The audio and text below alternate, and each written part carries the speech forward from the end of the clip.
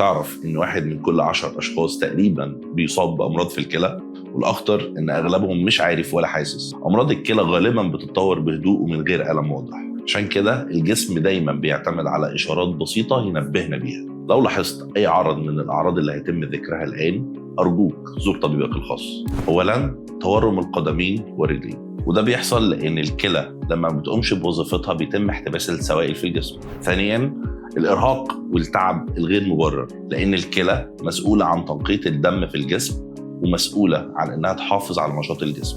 ثالثاً، تغيرات في حجم البول أو لونه أو عدد المرات أو ظهور أعراض زي الحرقان أو التقطيع في البول أو وجود رغاوي في البول أو زلال في البول، وده أهم من العلامات اللي احنا لازم نهتم بيها ولازم نروح نزور طبيبنا الخاص فور ظهورها. رابعاً، مريض السكر لازم يزور طبيب الكلى الخاص بيه بشكل منتظم على الأقل 2 سنوياً، لأن مرض السكر من أكتر الأسباب اللي بتأثر على الكلى على المدى الطويل، والمتابعة الدورية بتحمينا من ظهور المضاعفات وإن احنا بنقلل حدوثها بشكل كبير جدا ونحافظ على وظائف الكلى وعلى كليتنا. الكشف المبكر على الكلى مش رفاهية، ده خطوة أساسية بتفرق في سرعة العلاج وبتحمينا من مضاعفات كتيرة ممكن تحصل في المستقبل.